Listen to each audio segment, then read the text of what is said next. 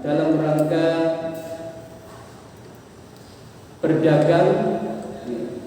Kemudian nanti akan kita bahas juga pernikahan beliau dengan Khadijah.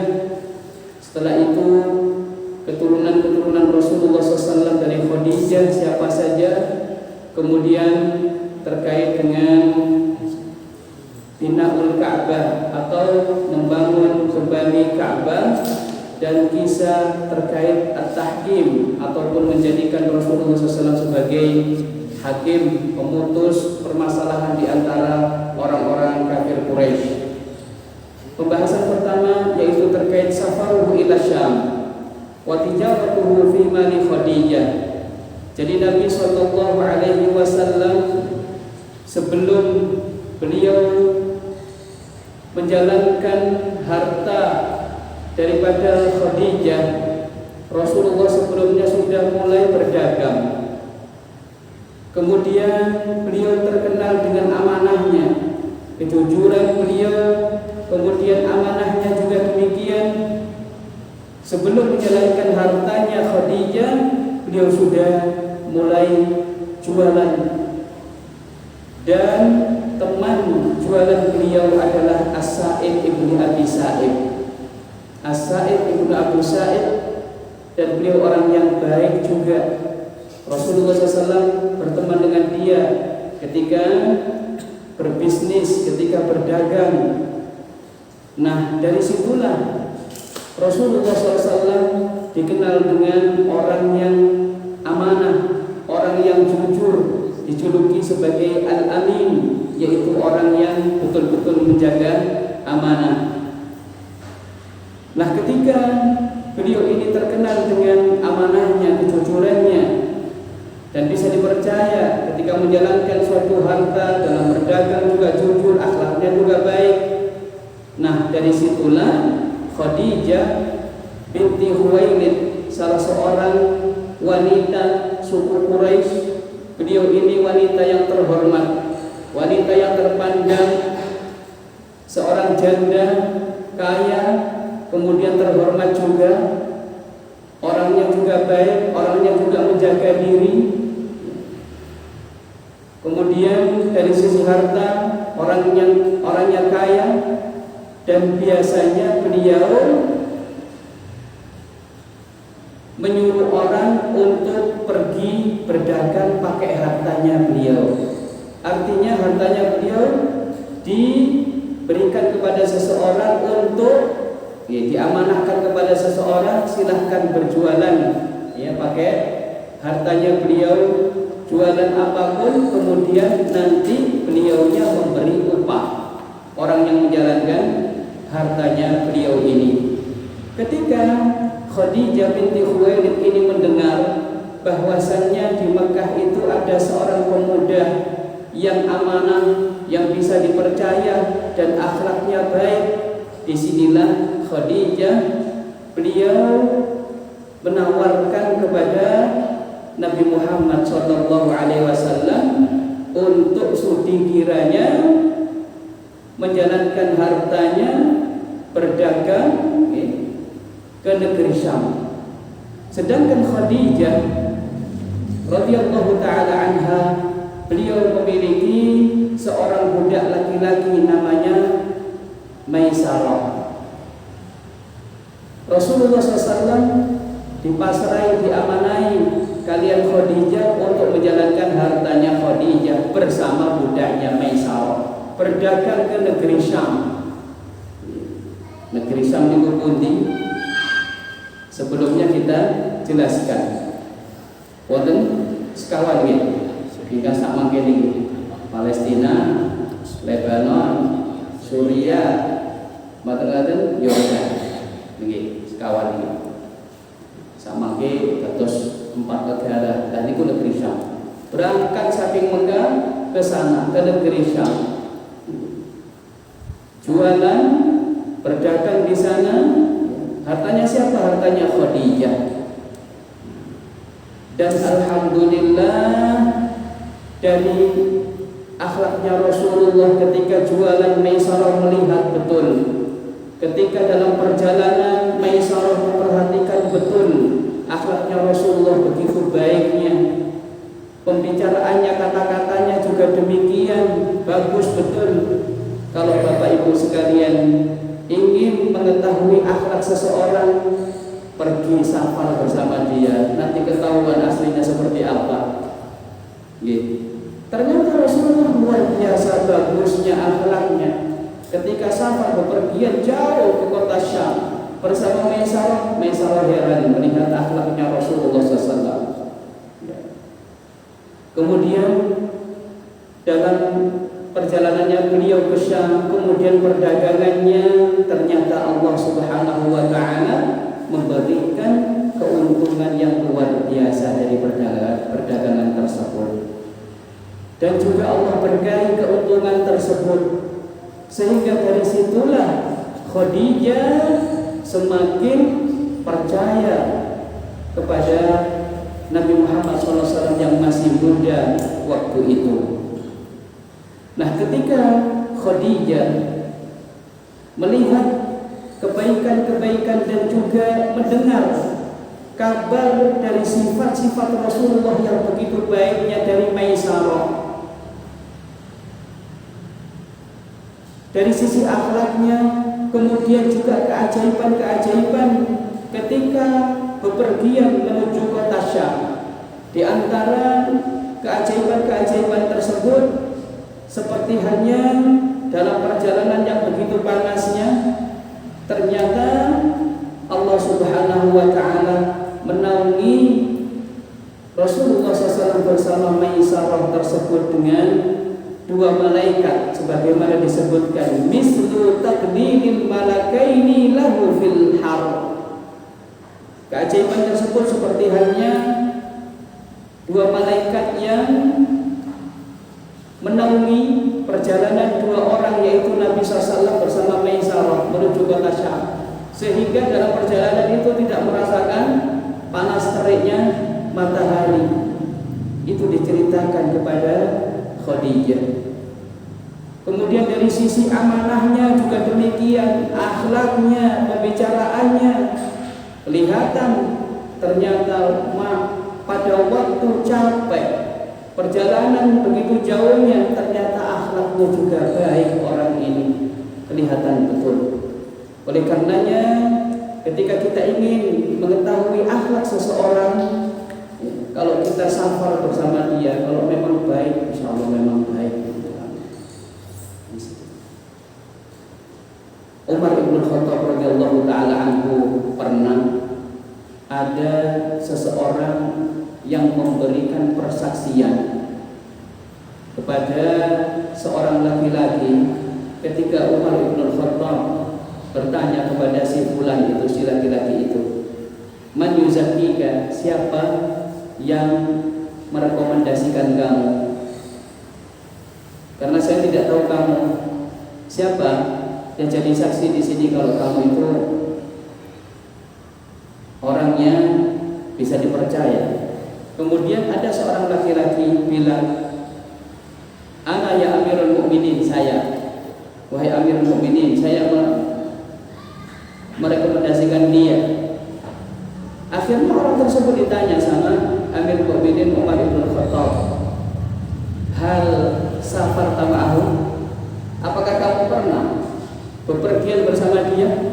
Jawabannya, belum pernah. Hal amaltahu bidinar wa dirham, apakah kamu pernah mempercayakan uang dinar ataupun dirham kepada dia? Jawabannya, belum pernah. Idzan anta la ta'rifuhu, jadi kamu belum tahu dia, belum kenal betul siapa dia itu, karena ternyata belum pernah bepergian sama dia juga, belum pernah muamalah, artinya mempercayakan uang harta kepada dia untuk dijalankan, untuk berniaga dan sebagainya, berbisnis, belum pernah. Idzan la ta'rifuhu, jadi kamu belum tahu, belum kenal betul dia. Berbeda dengan Maisarah, betul-betul kenal Rasulullah SAW. kemudian tahu, kemudian hartanya siapa? Hartanya tuannya, yaitu Khadijah. Dan ternyata Rasulullah SAW juga tidak korupsi, tidak mengambil uang daripada Khadijah. Nah, di sini disampaikan kebaikan-kebaikan Rasulullah oleh Maisarah kepada Khadijah. Kemudian keajaiban pun disampaikan. Akhirnya disitulah Khadijah tertarik untuk menikah dengan Rasulullah Sallallahu Alaihi Wasallam. Khadijah ini, Bapak Ibu sekalian, beliau seorang janda yang sebelumnya beliau telah menikah dengan seorang laki-laki namanya Atib ibnu Aib al-Makhzumi. Kemudian beliau meninggal dunia. Setelah itu Khadijah menikah dengan seorang laki-laki namanya Abu Halah At-Taimi. Abu Halah At-Taimi setelah menikah dengan Khadijah, beliau pun setelah itu meninggal dunia. Akhirnya Khadijah ini hidup menjanda. Nah, setelah itu banyak dari tokoh-tokoh kafir Quraisy melamar Khadijah. Namun beliau tidak ingin menikah waktu itu. Beliau tidak ingin menikah waktu itu. Banyak yang melamar Khadijah dari tokoh-tokoh, pemuka-pemuka, orang-orang kafir Quraisy. Namun Khadijah tidak ingin menikah waktu itu karena beliau melihat belum mendapatkan laki-laki yang sesuai dengan hatinya, yang beliau sesuai dengan kriteria yang menurut beliau itu bagus, ya. Belum ada laki-laki yang cocok lah seperti itu. Nah, pada saat inilah ketika Maisarah menceritakan akhlak Rasulullah dan keajaiban-keajaiban, kemudian beliau juga merasakan, loh, saya keberkahan yang saya rasakan sekarang itu luar biasa jika dibandingkan dengan perniagaan beliau sebelumnya ketika dijalankan oleh orang lain. Nah, disitulah akhirnya beliau tertarik untuk menikah dengan Rasulullah. Apa yang beliau lakukan? Beliau menyampaikan keinginannya ini kepada temannya, seorang wanita juga, menyuruh dia untuk menyampaikan keinginannya itu kepada Rasulullah, menawarkan dirinya kepada Rasulullah SAW. Sudikah Rasulullah SAW menikah dengan beliau? Tapi ada perantara, temannya, seorang wanita juga. Akhirnya wanita itu mendatangi Rasulullah dan menyampaikan keinginan Khadijah. Dan ternyata Rasulullah Shallallahu Alaihi Wasallam beliau ridho, artinya beliau juga mau menikah dengan Khadijah, seorang janda. Beliau bermusyawarah dengan paman-pamannya beliau, dengan pamannya Rasulullah SAW, diantaranya adalah Abu Talib, dan paman-pamannya pun setuju kalau beliau menikah dengan Khadijah. Karena Khadijah ini wanita yang terhormat, wanita yang terpandang, seorang janda yang kaya dan terhormat, sangat menjaga harga dirinya. Dan Rasulullah SAW melihat dari sisi sikap dan akhlaknya Khadijah pun baik, orangnya baik. Itu Khadijah waktu itu masih belum masuk Islam dan Rasulullah belum mendapatkan risalah. Akhirnya paman Rasulullah SAW melamar Khadijah untuk Rasulullah Sallallahu Alaihi Wasallam. Yang melamarkan waktu itu paman-pamannya Rasulullah. Fazawwajaha, nah di sini wa kallama a'mamahu fa khatabuha. Ternyata di sini bukan Abu Thalib saja, paman-paman Rasulullah diajak musyawarah sama Rasulullah dan mereka setuju kalau Rasulullah menikah dengan Khadijah. Akhirnya mereka pun mendatangi Khadijah, melamar Khadijah untuk Rasulullah Shallallahu Alaihi Wasallam. Melamarnya ke siapa? Ke walinya. Walinya Khadijah binti Khuwailid, yaitu pamannya Khadijah. Nah, disebutkan di sini pamannya Khadijah namanya Amr ibnu Asad. Amr ibnu Asad. Nah, ketika sudah lamaran, kemudian akhirnya pun diakadkan. Yang mengakadkan Amr ibnu Asad ini di hadapan Bani Hashim, kemudian tokoh-tokoh Quraisy, kemudian yang menyampaikan khutbah nikah adalah Abu Thalib, pamannya Rasulullah Sallallahu Alaihi Wasallam. Disebutkan fahamidallah, dia juga menyebutkan yang memuji Allah wa asna alaih, summa dzakara syarafan nasab, kemudian menyebutkan keutamaan nasab, keturunan, wa fadlun nabi, dan juga keutamaan Nabi SAW. Summa dzakara kalimatal aqd, kemudian menyampaikan ya akad tersebut, wa bayyana shadaq, dan menjelaskan terkait dengan mahar. Nah, waktu itu Rasulullah Shallallahu Alaihi Wasallam masih muda, berumur 25 tahun. Sedangkan Khadijah janda, umur 40 tahun. Mungkin di antara kita ada yang bertanya, kenapa Rasulullah SAW kok mau masih muda 25 tahun nikah dapat janda umur 40 tahun. Dalam satu riwayat umurnya Khadijah 28 tahun, tapi riwayat yang masyhur ya umur beliau 40 tahun. Kalau kita melihat Nabi SAW nate dawuh pernah bersabda, tunkahul mar'atu li arba'in.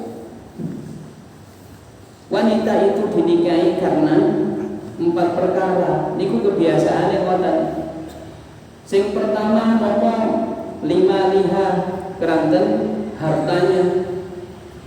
Tapi apakah Kanjeng Nabi SAW menikahi Khadijah itu karena hartanya? Saya kira tidak. Bukan karena itu saja. Mungkin di akhir hadis akan disampaikan. Pertama, kebiasaan orang itu menikahi seorang wanita karena 4 perkara. Yang pertama 5 liha, karena hartanya, wali hasabiha, dan karena keturunannya orang-orang baik, keturunannya orang-orang terhormat, orang-orang terpandang, wali jamaliha, dan karena kecantikan seorang wanita itu, wali diniha, dan karena baik agamanya, baik akhlaknya, perangainya itu baik. Kebiasaan orang menikah itu ya karena pertimbangan 4 ini. Terus yang disampaikan Kanjeng Nabi niku boten enten li umriha, karena umurnya muda, boten disebutkan. Nggih. Karena harta, karena keturunan, kemudian karena kecantikan, kemudian karena bagusnya agama seorang wanita itu, baik akhlaknya, perangainya, menjaga dirinya, menjaga lisannya, ya. Fatfar bidzatid din. Nah, temriki pesan Kanjeng Nabi. Fatfar bidzatid din taribat yadaka. Pentingno sing nomor 4 yaitu dari sisi baiknya agama seorang wanita, pilih kesolehannya, taribat yadah, kamu akan beruntung betul. Seorang wanita itu kaya, tapi dari sisi kesolehannya tidak ada. Dia pun akan merasakan kesusahan. Seorang laki-laki ketika menikah seorang wanita yang tidak soleha tapi kaya, sedih, ngenes. Begitu juga keturunannya bangsawan ataupun cantik, tapi dari sisi kesolehan tidak ada, niki bahaya. Bahaya bagi seorang laki-laki dalam rumah tangganya. Nah, di sini dikengken kain Kanjeng Nabi fadfar bidatid din. Kalau kita lihat 4 hal itu ternyata terkumpul wonten sinten? Khadijah. Dari sisi hartanya, masya Allah. Dari sisi keturunannya orang. Dari sisi cantik. Kemudian dari sisi kesolehan luar biasa. Subhanallah. Nah, disinilah seorang laki-laki ketika ingin menikah hendaknya betul-betul.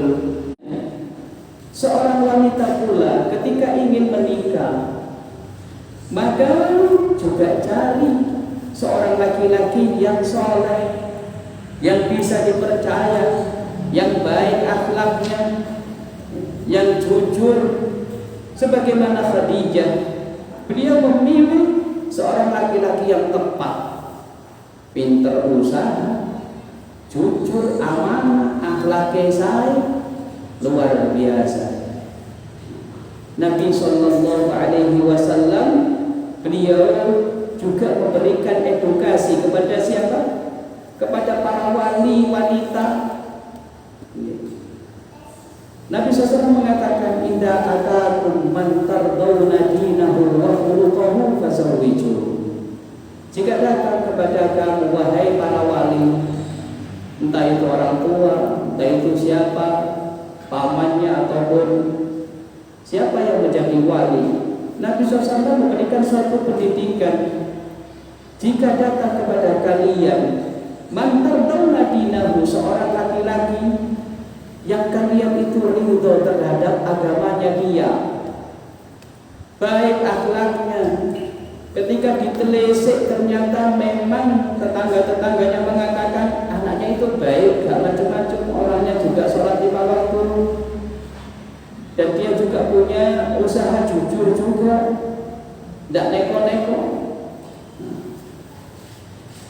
Maka kalau memang dilihat anaknya itu baik, kemudian juga soleh, akhlaknya baik, fazawwiju, maka nikahkanlah dia dengan putri Anda yang mana dia sudah maju proses di situ.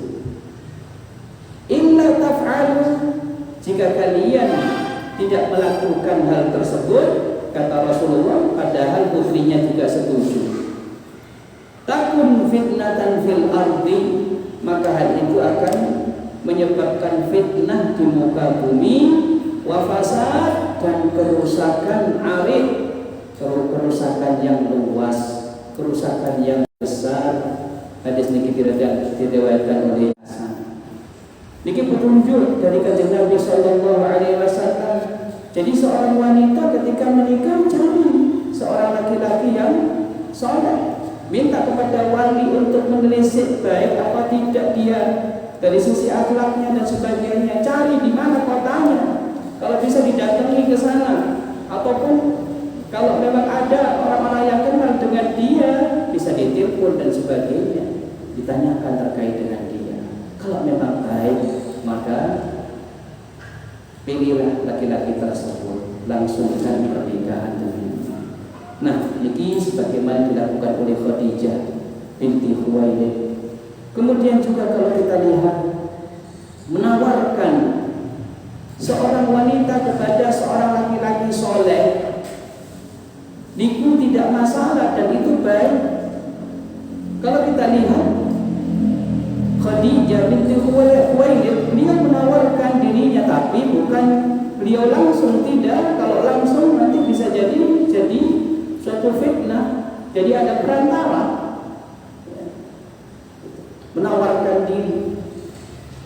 Nah, di sini wali pun demikian. Ketika sudah punya anak perawan, sudah gede, sudah waktunya untuk menikah, maka cari laki-laki yang baik. Ditilihi anak-anak yang muda itu, dilihat perangainya seperti apa, dilihat aktivitasnya seperti apa, terus dilihat terus, kemudian nah kalau memang sudah cocok, sampaikan kepada dia, Mas, sampean mau menikah atau sudah ingin menikah atau belum? Ya mungkin tahun depan Pak. Sudah ada calon atau belum? Belum ada. Nah kalau mau, saya punya putri seorang anak perempuan. Nah kalau mau bisa diproses, silahkan dilihat ke rumah ibu saya. Betul usah nunggu itu keterlaluan. Kelamaan, harus ada usaha. Seorang wali harus ada usaha. Nah, penting kata Khadijah tadi. Karena dengan seperti itu dia mendapatkan, kalau memang sang laki-laki itu mau seperti Rasulullah SAW tadi, dia akan mendapatkan seorang laki-laki yang baik. Melek, waktu usaha. Yang perempuan ada usaha dari walinya. Yang laki-laki juga demikian, ada usaha supaya mendapatkan wanita ataupun jodoh ya, yang soleh ataupun solehah. Nah, ternyata memang betul. Dilihat dari segi perangai sebelum Islam datang, itu dia sudah baik. Dari sisi akhlaknya Khadijah ibu Sa'id. Dan betul ketika Rasulullah SAW mendapatkan wahyu dari Allah Subhanahu wa Ta'ala, ketika beliau tahannus di Gua Hira, kemudian didatangi oleh malaikat Jibril sampai didekat 3 kali, disuruh membaca sama malaikat Jibril, Iqra ya Muhammad. Kemudian beliau mengatakan, ma'ana biqari, aku tidak bisa baca. Didekat kalian malaikat Jibril sampai beliau itu susah untuk bernafas. Dilepas lagi, disuruh lagi, Iqra ya Muhammad. Jawaban beliau tetap ma'ana biqari, sampai ketiga kali didekat lagi, sampai ketiga kalinya kemudian beliau bisa membaca dengan mengikuti bacaannya malaikat Jibril. Nah, teman-teman, Bapak Ibu sekalian, ketika Nabi Muhammad mendapati hal tersebut yang aneh dalam kehidupannya, beliau merasa takut. Pulang pun dalam keadaan panas dingin, mendapati makhluk yang sebelumnya beliau belum pernah ketemu. Nah, pada saat itulah Rasulullah gemetaran, bukan main, mengalami sesuatu keajaiban yang belum pernah dialami sebelumnya. Rasulullah di situ beliau rasa takutnya itu luar biasa. Beliau galau, beliau pun dalam keadaan gemetar dan panas dingin ketika pulang di rumahnya. Yang menenangkan siapa? Istrinya Khadijah. La yukhzikallahu abadan. Allah tidak akan menyusahkan kamu. Allah tidak akan membiarkan kamu dan mencelakakan kamu, karena kamu itu orangnya senantiasa berbuat kebaikan, latasilu rahim, sering silaturahim, kemudian bantu orang yang lemah, orang yang membutuhkan. Dihibur kalian Khadijah, ditenangkan, mantul-mantul diajak untuk mencari solusi, diajak kepada Waraka ibn Nawfal. Nah, ternyata itu adalah namus Jibril yang datang kepada Nabi sebelum kamu, kepada Nabi Musa. Kata beliau, disinilah Rasulullah mendapatkan ketenangan. Melalui siapa? Perantaranya adalah istri yang solehah, saged nenangaken bojone. Nah, teman-teman, ketika Rasulullah SAW sudah mendapatkan risalah Islam dan mendakwakan Islam, siapa di antara wanita yang pertama kali masuk Islam mengikuti dakwahnya Rasulullah? Istrinya. Wanita yang pertama kali mengikuti dakwahnya Rasulullah Sallallahu Alaihi Wasallam, Khadijah. Sedangkan yang laki-laki adalah Abu Bakar As-Siddiq radhiyallahu taala anhu. Begitu luar biasa seorang istri yang salehah seperti itu. Kemudian disebutkan wahiyya awwalu azwajihi sallallahu alaihi wasallam lam yatazawwaj 'alaiha ghairaha. Dia adalah seorang istri pertama Rasulullah sallallahu alaihi wasallam. Rasulullah tidak pernah menikahi seorang wanita di saat Khadijah masih hidup. Artinya Rasulullah SAW tidak menikah lagi dengan wanita lain ketika Khadijah masih hidup. Berarti beliau hidup bersama Khadijah sampai Khadijah meninggal dunia. Bersama Khadijah dan memiliki keturunan anak-anak itu pun dari Khadijah. Subhanallah. Kecuali Ibrahim. Kalau Ibrahim ini dari Maria Al-Qibtiyah. Anak-anak Rasulullah SAW kebanyakan dari Khadijah. Adapun Ibrahim ini dari Maria Al-Qibtiyah. Dan ketika Khadijah beliau meninggal dunia, barulah kemudian Rasulullah SAW menikah dengan yang lainnya, dengan Aisyah radhiyallahu taala anha, kemudian menikah dengan istri-istri yang lainnya. Nah, temriki sinten mawon putrane Kanjeng Nabi sallallahu alaihi wasallam yang dari istri pertama beliau yaitu Khadijah. Temriki disebutaken auladuhu sallallahu alaihi wasallam min Khadijah. Pertama inggih punika mereka itu Al-Qasim ingkang pertama, Qasim jaler. Kemudian Zainab, kemudian Ruqayyah, kemudian Ummu Kulsum, kemudian Fatimah, kemudian Abdullah. Niki sedanten saking Khadijah. Nah, semua anak laki-laki Rasulullah SAW itu meninggal dunia di saat masih kecil. Sedanten dipundhut kalian Allah Subhanahu wa taala. Keranten niku wau hikmah keranten Kanjeng Nabi SAW itu adalah penutup para nabi dan rasul. Kalau punya anak laki-laki kan kemungkinan besar bisa jadi keturunan nanti menjadi nabi dan sebagainya. Ini diantara yang disebutkan kalian para ulama, sebagian para ulama. Kemudian anak-anak perempuan beliau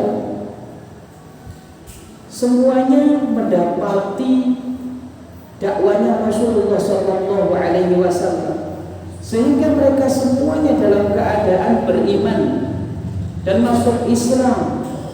Sedangkan bahkan waktu hijrahnya Rasulullah bersama Abu Bakar ke Madinah, niku yang menyiapkan makanan bekalnya Rasulullah Sallallahu Alaihi Wasallam saat itu, nggih Ummu Kulsum, Ruqayyah, nyiapaken bekal Kanjeng Nabi kalian Abu Bakar. Aisyah juga demikian, waktu itu masih kecil. Nah, semuanya masuk Islam, putri-putrinya Rasulullah SAW. Namun ternyata semuanya meninggal dunia di masa hidupnya Rasulullah, kecuali Fatimah. Subhanallah. Ummu Kulsum, Ruqayyah, Zainab sedangkan meninggal dunia di saat hidupnya Rasulullah sallallahu alaihi wasallam. Terus ujiane Kanjeng Nabi niku nggih luar biasa. Bojone nggih sedo. Saderenge niku bapak ibu pamane gitu. Kemudian kakeknya, kemudian pamannya, kemudian istrinya, setelah itu anaknya. Anak-anaknya yang laki-laki juga demikian, kemudian yang wanita juga demikian, kecuali Fatimah. Adapun Fatimah, beliau meninggal dunia setelah Rasulullah SAW wafat sekitar sekitar ashhur 6 bulan.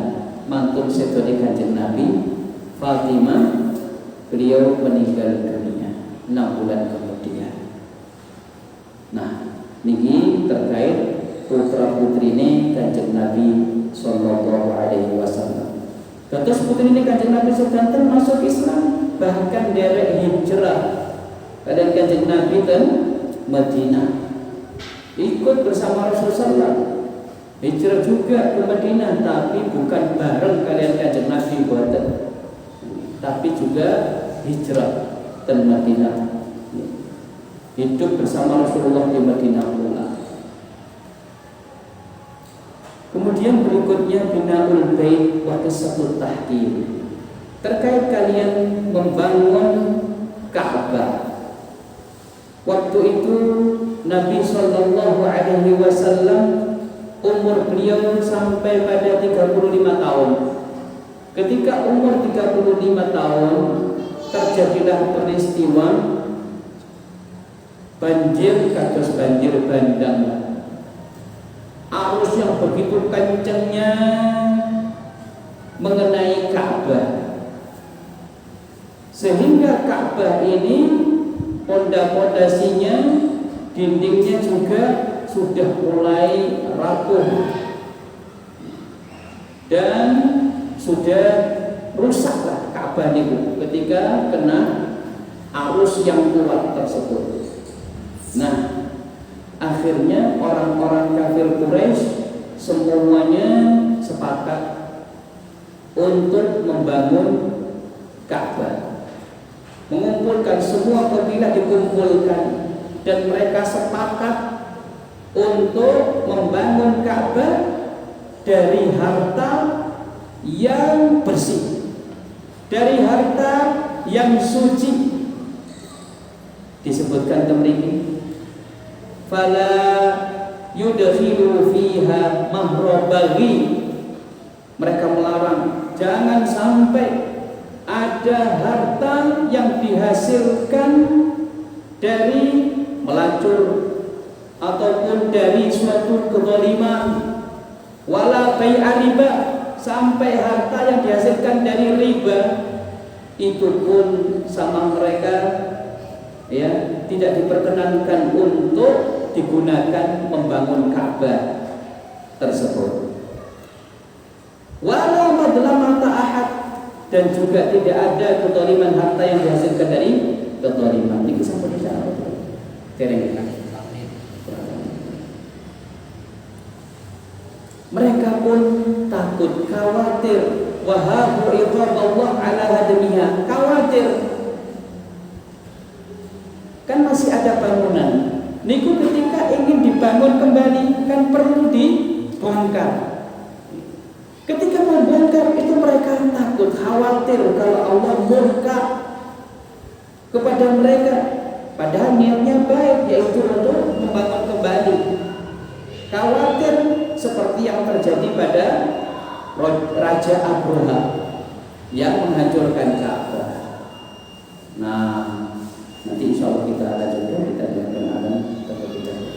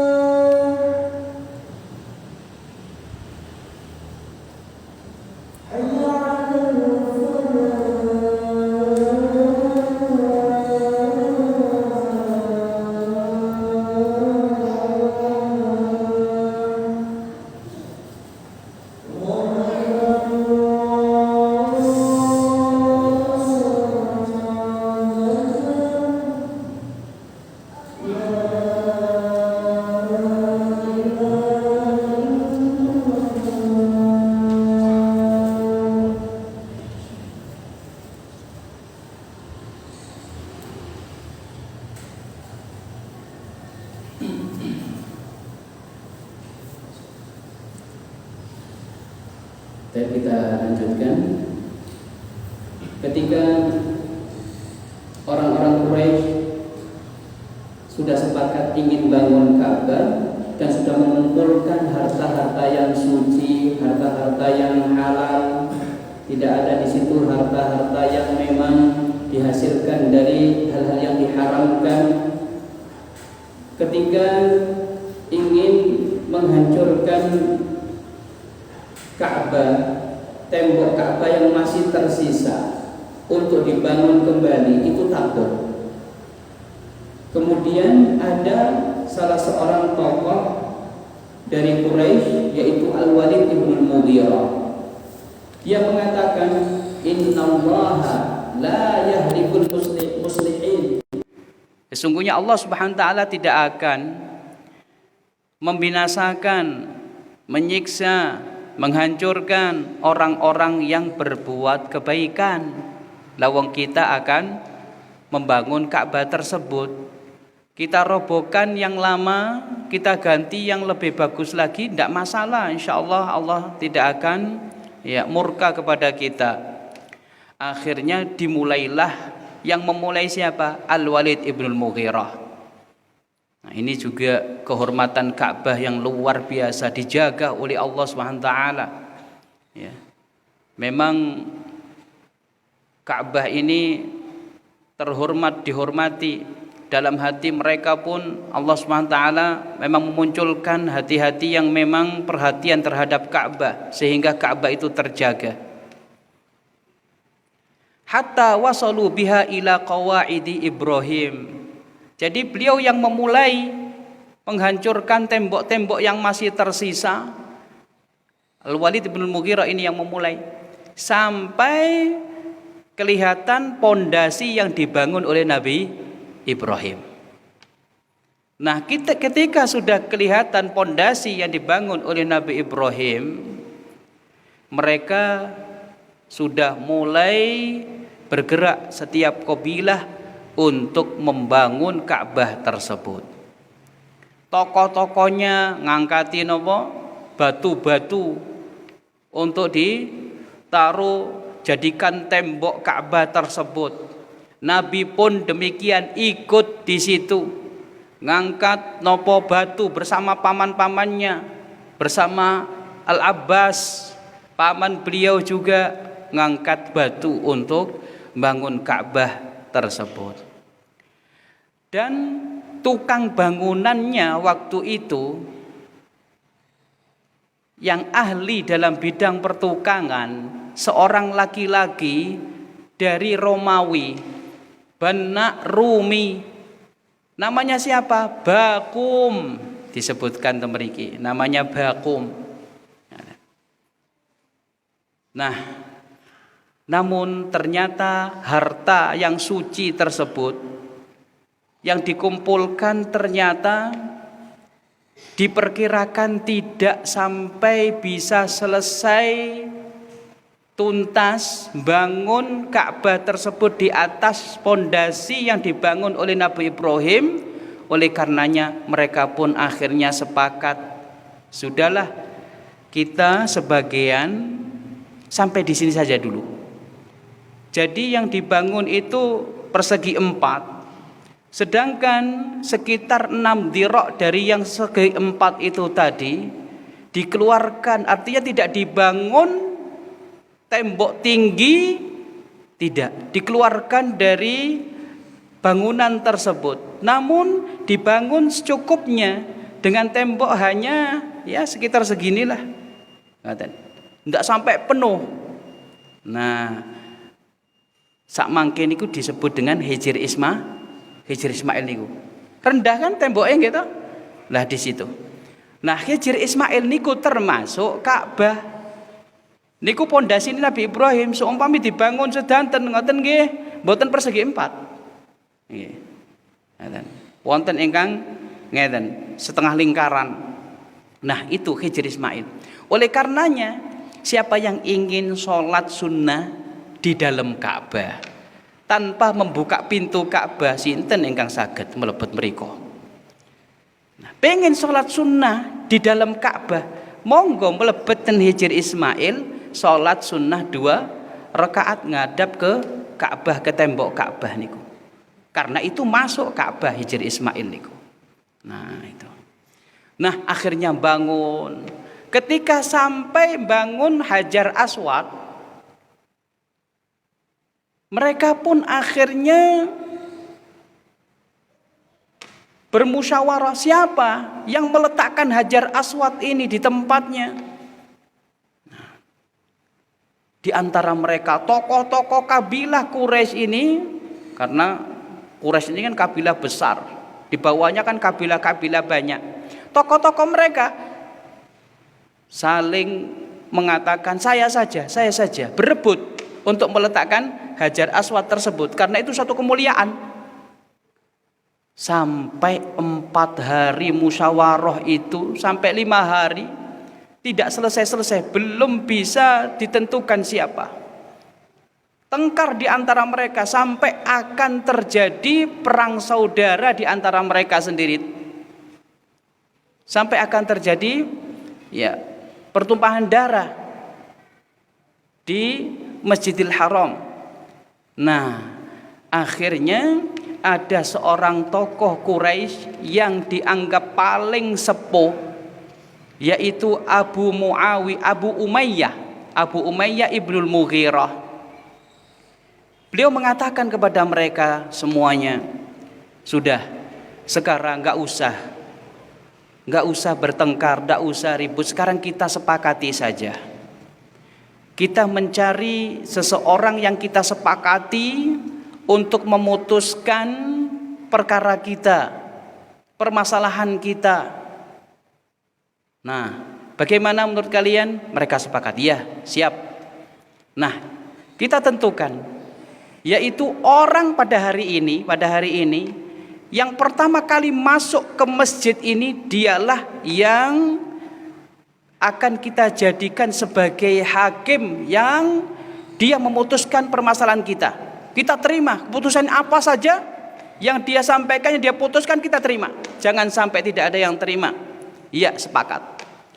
Qadarullah, Allah memberikan ya ketentuan bahwasannya, Allah memberikan takdir bahwasannya yang masuk dari pintu masjid itu pada hari itu pertama kali adalah Nabi Muhammad SAW.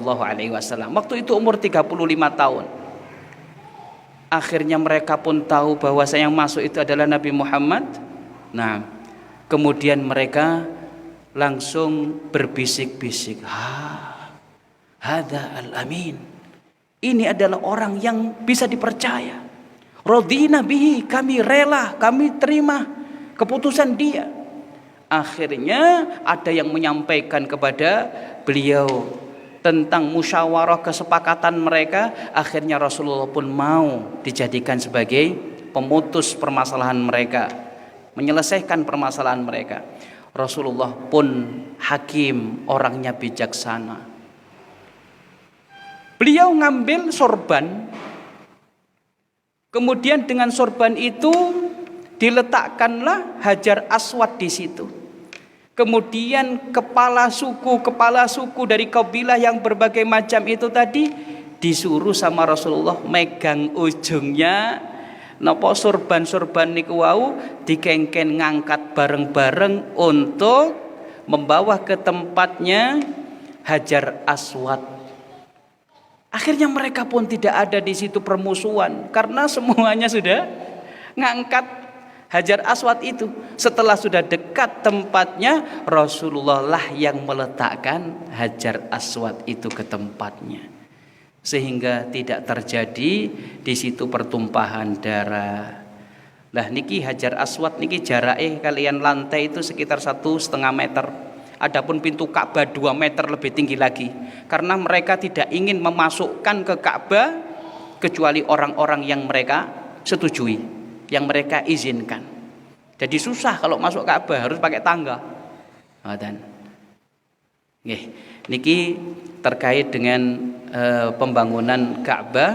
Dan di dalam Ka'bah waktu itu dibangunlah 6 tiang. Di dalamnya niku wonten 6 tiang. Kemudian dikasih atap. Sebelumnya tidak ada atapnya Ka'bah itu. Nah, sak mangke niki wonten 3 tiang saja sak mangke niki. Nggih. Niki ingkang saged kula sampaikan pada kajian sirah nabawiyah ini. Mudah-mudahan Allah Subhanahu wa taala memberikan kepada kita semuanya ilmu yang bermanfaat ya, untuk kita semua. Naktafi bihadzal qadar, mohon maaf atas segala kekurangan.